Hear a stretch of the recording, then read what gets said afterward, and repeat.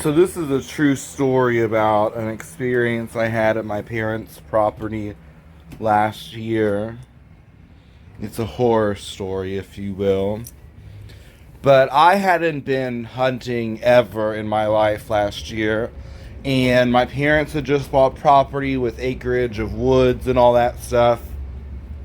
And the neighbor took me turkey hunting and warned me that every time I was in the woods by myself, I needed a gun or some type of weapon because things are here, just strange things, he said.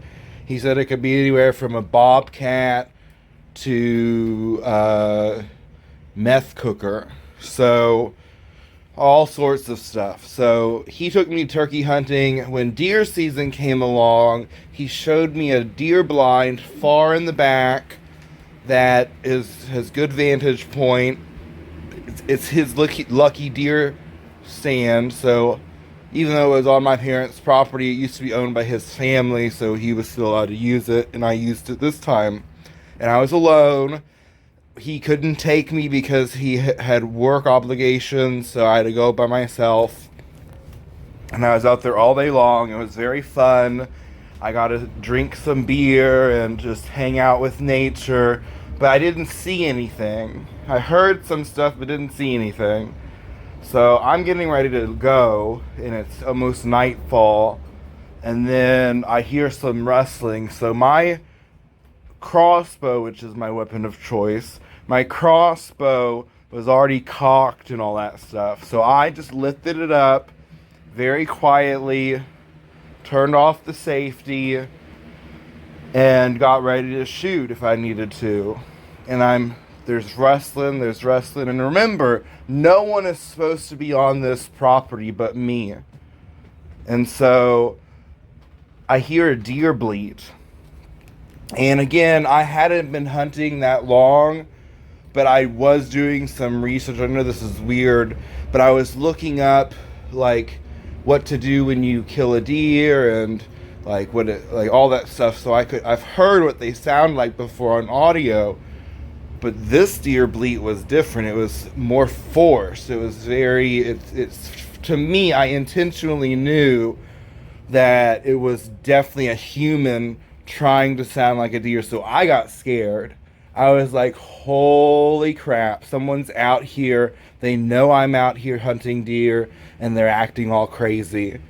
So I keep my crossbow up, but I'm still, and all of a sudden out in the open walks this like 6 foot something man, and he's all dirty, but he's in a cop uniform.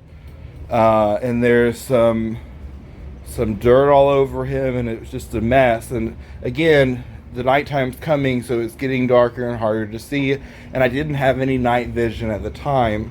So he walks forward, he staggers forward, really. That's what caught my attention, and when I knew something was wrong is because of how he walked.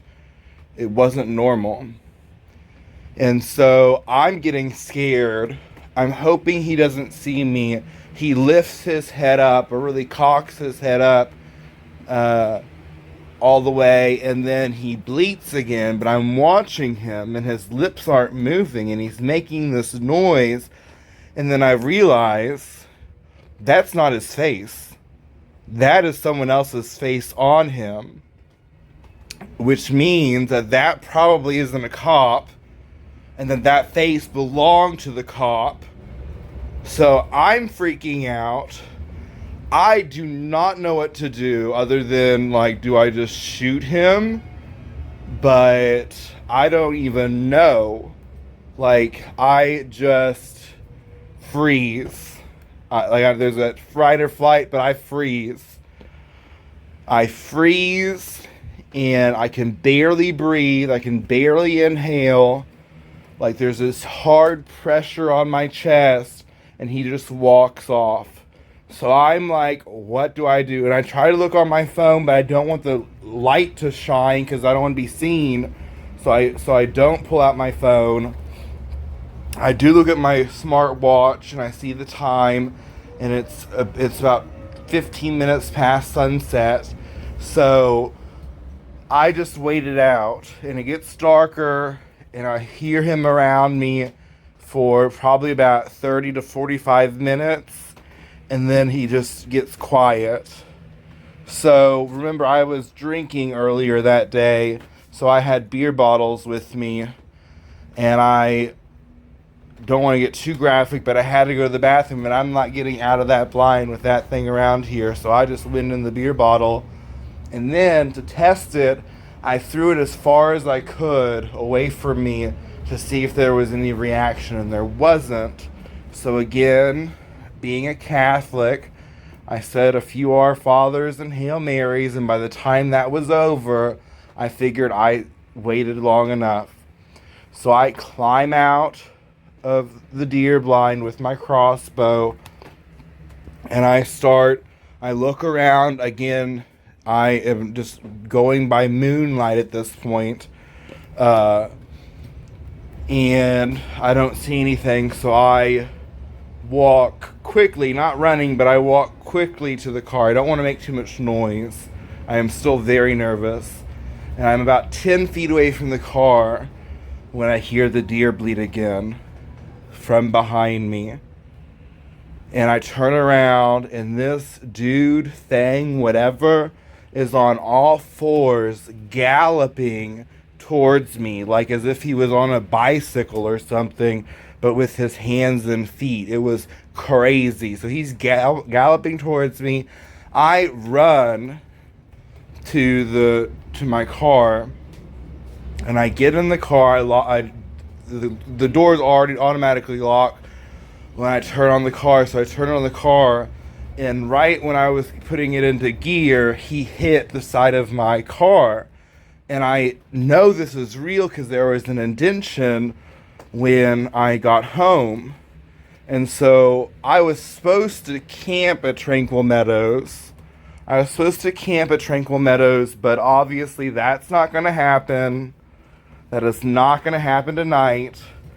So on the way home, which is a 2-hour drive back to Louisville, I cannot get out of my mind the sight of that person in the rear view mirror galloping after the car. But eventually I lose it once I'm off the property, and I'm driving home. I'm calling my parents. I'm freaking out. I'm telling them to call the neighbor and ask what is going on.